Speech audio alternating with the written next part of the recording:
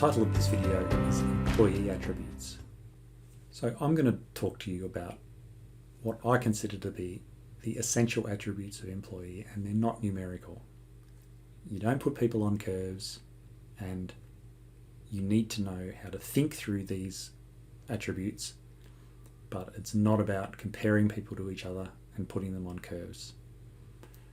However, if you do have these attributes and you embody these attributes, you will move towards the upper section of the curve automatically.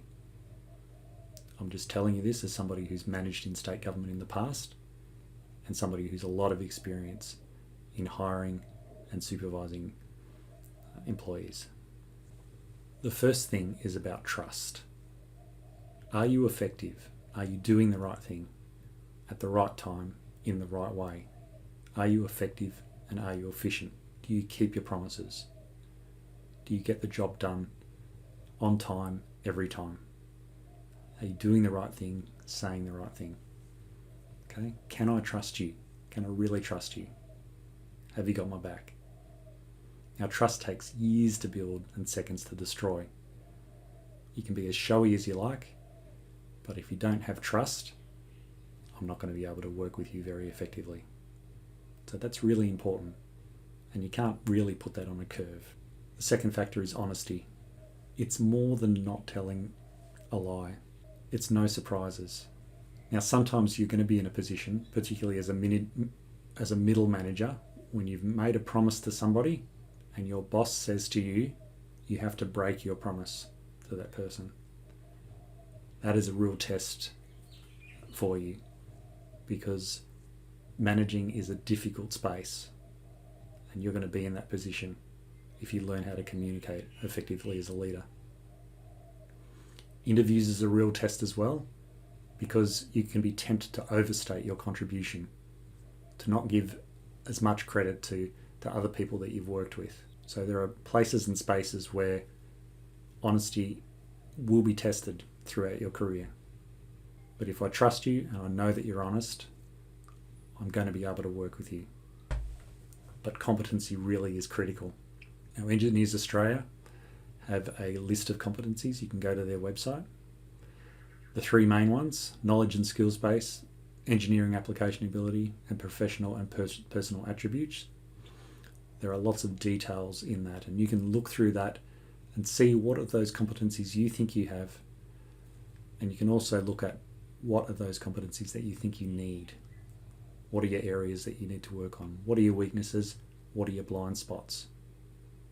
We've all got blind spots. If you don't know what they are, then you're not able to keep developing as a person. It's also worth looking at the link that I've got there, capability.vic.gov.au.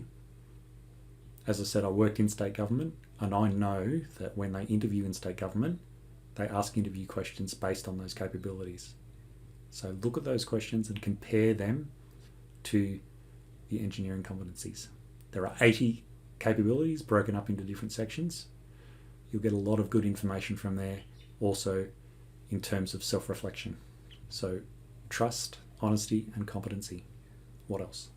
Well, care. As Amy Bateman says, no one cares how much you know until they know how much you care. Do you care about your work? Do you care about your company? Do you care about being a professional? Do it. Don't say it. You've got to show it. Demonstrate it. Okay? Don't be arrogant. You're right. I'm wrong. I'm sorry. Don't be afraid to say that. Give people a hand when you're able to. Give them a hand when they need it, even if you're really struggling. Okay? You need to look after the people that you work with, because you are a team. It's more than about you. Another factor is reliability. The boss wants to know you're going to protect the company, look after their assets. That when you're taking sick leave, you're actually taking it because you need it. That if there's an issue, you'll let someone know about it. That you'll try and deal with it. You know, you'll talk to HR, you'll go through the right channels, you'll engage in the right behaviour, and you'll stand up for your co-workers and, you know, stand up for what's right if needed. Management needs you to be reliable. They also need you to be consistent. Can you focus? Can you deliver? Can you keep improving? Can you fight your emotions if you're struggling? Can you focus on the task? Move past where you've failed. Failure's temporary. Get over it, move on. Some will, some won't. What next? Focus on the next mission. You can be happy anywhere, but it's a skill. It's not a state of mind. You have to work on it. You have to choose what you focus on. Okay, being consistent is really important. You've got to be in a workplace. You've got to be on your best game. You've got to be your best self in that space. And finally, Warren Buffett's 3, which sums up all of the above. Warren Buffett, for those of you who don't know, is one of the richest men in the world currently. He thought integrity, intelligence, and energy was really the core, and all of those sum up what we've got in front. He said, if you don't have integrity, then with all the intelligence and energy in the world, it doesn't matter. And that's really true. But that's really what you're looking for at the highest level.